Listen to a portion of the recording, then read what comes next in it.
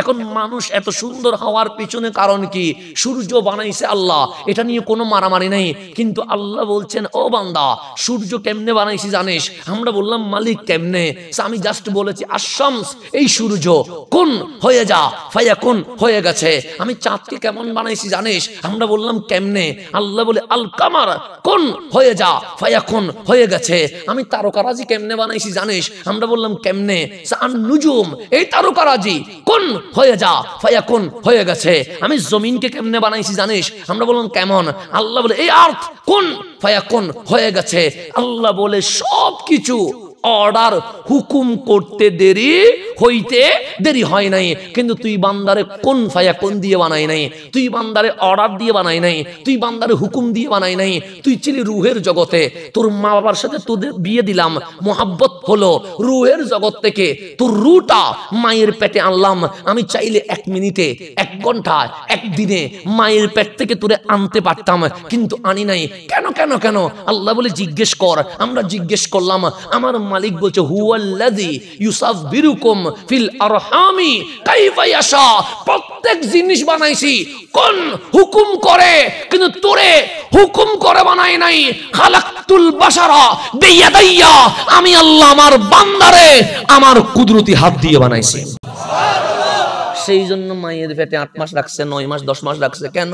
চুল থেকে নখ পর্যন্ত আমি আমার কুদরতি হাত দিয়ে সাজাইছি। যেদিন তোরে সুন্দর লাগছে সেদিন মায়ের পেট থেকে জমিনে নামে আনছে। মানুষের চেয়ে দামি আর কিছু আছে না? এখন আপনারা একটু উত্তর দেন, আপনাদের এখানে গরু ছাগল আছে না? আছে। গরু ছাগলের মাথা উপরের দিকে না নিচের দিকে? নিচের দিকে। এতে কোনো সন্দেহ আছে? কারণ সাইডে ফাতো, মাথা কোন দিকে? নিচের দিকে। ছাগলের মাথা, মুরগির মাথা নিচের দিকে, বাঘের মাথা, সিংহের মাথা। কিন্তু আল্লাহ বলছে মানুষের মাথা কোন দিকে?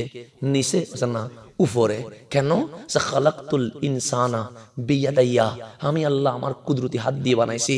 লাকাদ খালাকনাল ইনসানা ফি আহসানি তাকওয়িম, মানুষের মতো সুন্দর আর কিছুই নাই।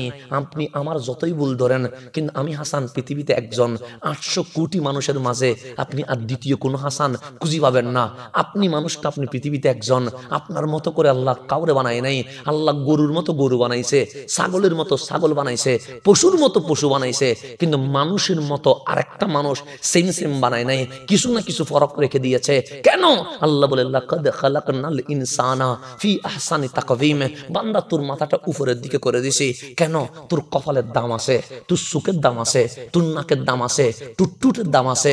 সমস্ত মাখলুকাত তাদের চেহারা নিচের দিকে করে আছে, আর আমার বান্দার চেহারা উপরের দিকে করে আছে। কেন? বান্দার আমি জ্ঞান দিছি, বান্দার আমি বিজ্ঞান দিছি, বান্দার আমি ক্ষমতা দিছি, বান্দার আমি দাফট দিছি। শুধু তাই নয়, এই দুনিয়ার শাসনও বান্দারে দিছি, জান্নাতের মালিকানাও বান্দারে দিয়ে দিব। তাহলে বান্দার সেই দামি আর কিছু আসেনি। সেই জন্য আমার রসুল যাচ্ছেন দাওয়াতি কাজে। কি কাজে? দাওয়াতি কাজে যাচ্ছেন। বন দিয়ে ঢুকছে, বন জঙ্গলের বাঘ, সিংহ, হাতি, হরিণ সবগুলো এসে কামলিওয়ালা নবীর কদমে সিজদায় লুটিয়ে গেছে। সবাই নবীরে চিনে কি চিনে না? ডানে বামে সাহাবায়ে কেরাম বলছে, ইয়া রাসূলুল্লাহ, বাঘে যদি আপনারা সিজদা দেয়, সিংহ যদি আপনারা সিজদা দেয়, হাতি যদি আপনারা সিজদা দেয়, হরিণে যদি আপনারা সিজদা দেয়, আমরা না হোক না হাক, আমরা হকদার বেশি। কারণ আপনি নবী, কালিমা আমাদেরকে পড়াইছেন, কোরআন আপনাদেরকে দিয়েছেন, মসজিদ আজান দিয়েছেন, আপনার কারণে আমরা দামি হইছি। সুতরাং অনুমতি দেন, আমরা আপনারে সিজদা করব। আমার রসুল বললেন, না, আমি আমারে সিজদা করার অনুমতি দিব না। কেন? যে তোমার মাথা উপরে, এটা বান্দারে কখনো সিজদা করতে পারে না। তোমার মাথা এত উপরে, এটা সূর্যকে সিজদা করবে না, এটা চাঁদকে সিজদা করবে না, এটা কোনো দেওয়ালকে সিজদা করবে না, এটা কোনো মাটি পাথরকে সিজদা করবে না। তা আল্লাহ বলে, বান্দা তোদের মাথা উপরে থাকবে, কারণ তোদেরকে আমি আশরাফুল মাখলুকাত বানিয়েছি। সেই জন্য কোরআন যখন খুলবেন দেখবেন প্রথম আয়াত বিসমিল্লাহির রহমানির রহমানির রহিম, বায়ের নুক্তা নিচে আল্লাহ বা দিয়ে শুরু করলেন কেন? আলিফ দিয়ে তো শুরু করতে পারতেন, নুন দিয়ে তো শুরু করতে পারতেন, মিম দিয়ে শুরু করতে পারতেন, কেন বা দিয়ে? আল্লাহ বলে তোকে আমি মেসেজ দিয়েছি। মালিক কি মেসেজ? তো তোর মাথাটা উপরে, এটা কারো সামনে কখনো নত হবে না, কিন্তু বিসমিল্লাহ বান্দা যেদিন আমার কদমে আসবে তখন তোর মাথা বায়ের নুক্তার মতো নিচে হইয়া সুবহান রব্বিয়াল আলা বলে যদি ঝুঁকে যায়, আমি মালিক তোরে উপরে তুলতে তুলতে আরশ লৌহে কলমে সে দামি করে ফেলবো। এটা হচ্ছে আল্লাহর মেসেজ, এটা হচ্ছে আল্লাহর মেসেজ।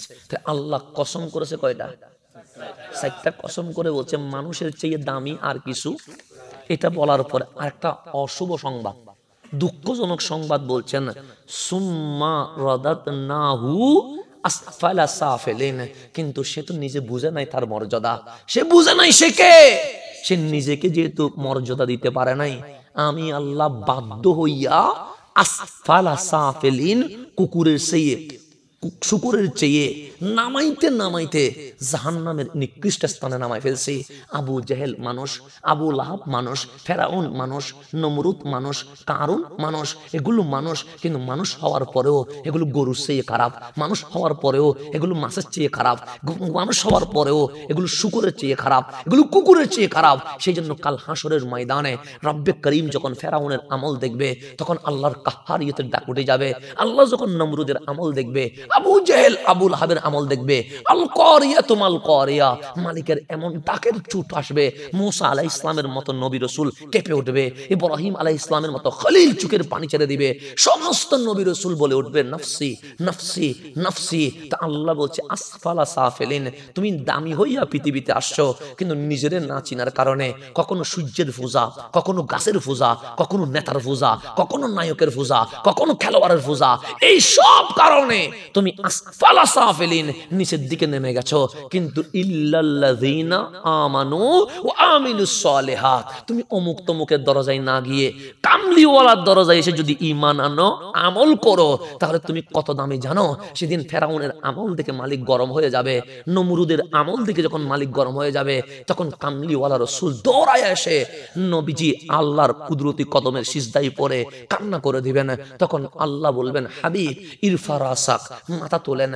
আল্লাহ হাবিব বলবেন না তুলবো না, কারণ আপনি গরম হইছেন, যেহেতু আমার উম্মতের মুক্তির কোনো উপায় নাই, সুতরাং এই গরমে আমার উম্মতের বিচার করলে জাহান্নামে চলে যাবে।